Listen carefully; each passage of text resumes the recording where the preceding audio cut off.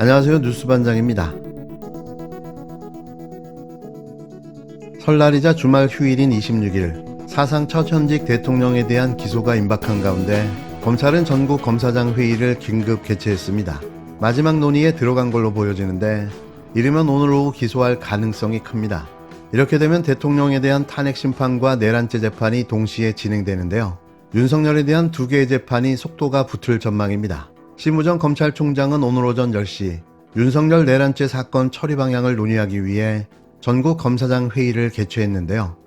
대검 차장과 부장, 전국 고지검장이 참여했고 회의는 약 2시간 40분간 진행돼 오후 12시 40분쯤 끝났습니다.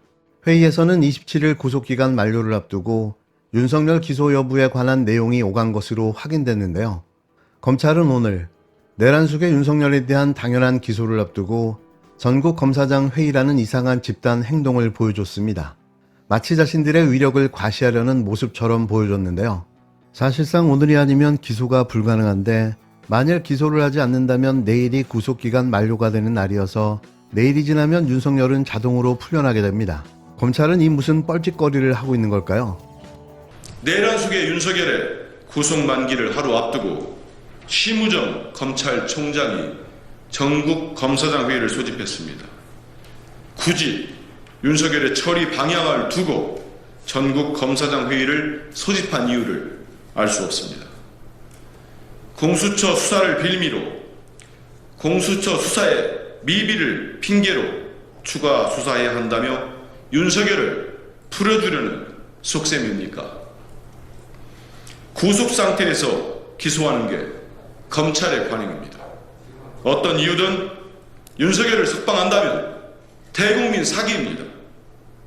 검찰 스스로 존재의 의미를 부정하는 멍청한 선택을 하지 말 것을 경고합니다.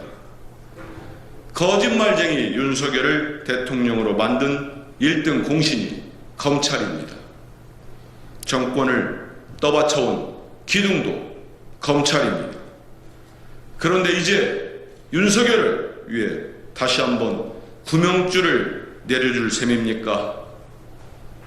내란 수괴도 제 식구면 지켜주는 것이 검찰의 의리입니까?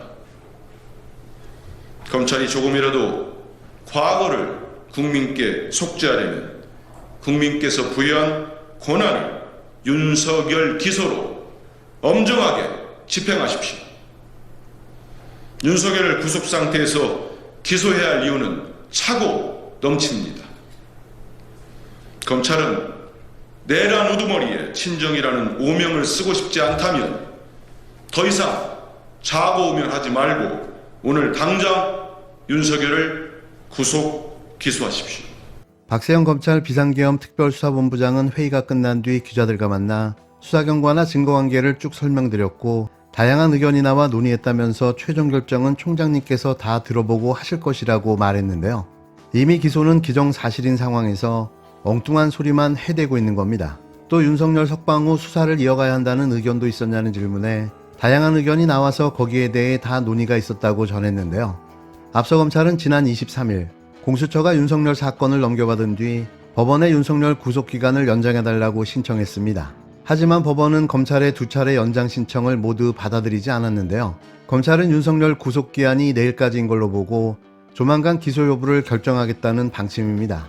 그런데 검찰은 당연히 해야 할 기소를 준비하는 게 아니라 전국 검사장 회의를 열고 기소를 검토하겠다는 헛소리를 하고 나선 건데요.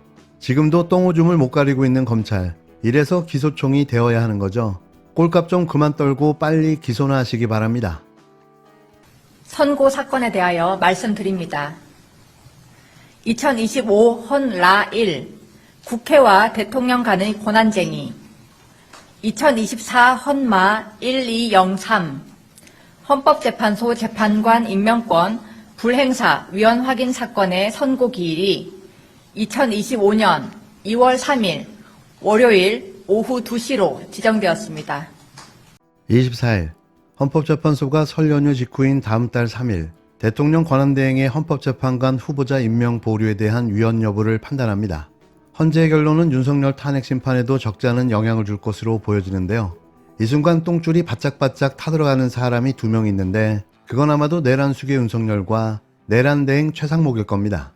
헌법재판소가 최상목 권한대행이 헌법재판관을 임명하지 않은 행위가 위헌인지 여부를 오는 2월 3일 결론을 내립니다. 앞서 김정한 변호사는 권한대행이 헌법재판관을 임명하지 않아 공정한 헌법재판을 받을 권리를 침해당했다며 헌법소원을 제기했는데요. 우원식 국회의장도 최상목 권한대행의 임명 보류가 국회의 권한을 침해했다며 권한쟁의 심판을 청구했습니다. 헌재는 통상 매달 마지막 목요일에 선고하는데 이 두 건만 따로 결론을 내리기로 했는데요. 여기서 헌재의 분노가 살짝 느껴지는 건 저만의 생각은 아닐 겁니다. 대놓고 무시당하고 도전받고 있는 헌법재판소가 더욱더 빠르게 움직이기 시작한 건데요. 아마도 내란 잔당들은 깜짝 놀랐을 겁니다. 헌재는 선고기일을 특별히 잡을 경우가 종종 있다며 여러 사정을 고려해 재판부에서 결정한 것이라고 설명했는데요. 앞서 최 대행은 여야 합의가 없었다는 이유로 마은혁 재판관 후보자에 대해서만 임명을 보류했습니다. 명확한 월권 행위이자 직권 남용인 거죠.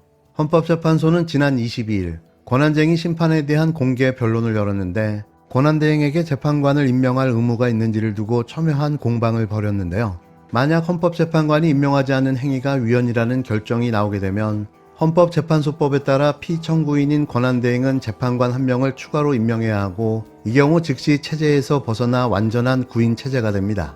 구인체제가 완성되면 헌재에서 진행 중인 윤석열의 탄핵 심판이 더욱더 속도를 내게 될 텐데요. 자신들의 꾀에 자신들이 당하고 만 거죠. 이제 믿을 때는 헌재밖에는 없는데요. 만일 구인체제가 더 빨리 완성됐다면 이진숙의 탄핵이 기각됐을까요? 이 점이 아쉬운 부분입니다. 구인체제의 완성, 이제부터가 시작인 거죠.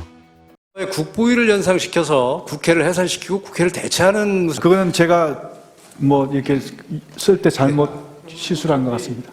저거는 좀 그 어떤 예산의 틀 안에서 한다는 취지로밖에 보지 않을 수 없는가 하는 게 저도 지금 문건을 보면서 갖게 되는. 결국은 가장 주된 목표가 그 입법기구인 국회의 기능을 정지시키겠다 하는 그런 의도가 있는 것으로 보이거든요. 이 구체적인 문안도 직접 증인이 작성하신 겁니까? 네, 그렇습니다. 타이핑도 직접 하시고요? 네, 그렇습니다. 어떤 컴퓨터로 작성하셨나요? 어떤 컴퓨터로? 노트북으로 했습니다. 노트북 어디에 네. 있는? 제가 가지고 있던 개인 노트북. 어디에 가지고 있던? 관사에. 네. 예. 워드 프로그램 뭐 쓰셨어요? LG 건데 하나 아니요. 그 노트북 묻는 게 아니고 한글 이거 뭐 프로그램 작성하려면 프로그램 띄워놓고 하셨을 거 아닙니까? 제가 과거에 계속 이렇게 기고문을 많이 썼고 네네네. 제가 기고 활동을 많이 했고 방송 활동을 많이 하다 보니까 그 쓰던 게 있었습니다. 네. 거기에 그 프로그램을 가지고 했습니다. 그 프로그램 이름이 뭔지는 모르세요? 제가 그 프로그램 이름 잘 모르겠습니다. 문건 요 하단에 페이지 표시 8인지 6인지 돼 있는 거 이건 증인은 모르는 거라고 하셨죠? 모르는 게 아니라 이건 없었던 겁니까? 예. 혹시 증인이 사용하신 이거 작성하실 때 사용하시는 그 워드 프로그램에 밑에 페이지 표시가 나오지 않던가요? 한 장씩 한 장씩 있기 때문에 예. 페이지는 페이지 안 넣습니다. 한 장씩이라고 하면 다른 건 또 뭐가 있었나요? 기재부 장관뿐만이 아니고 예. 외교부 장관도 있었고 또 그 경찰청장, 또 국무총리. 네. 총리 거도 있었습니까? 예. 그래서 행안부 것도 있었어요. 행안부 장관도 있었고 대통령께서 그 관련 부처에 필요한 협조 사항이 있으면 협조를 하라고 지시를 하셨기 때문에 지침을 주셨기 때문에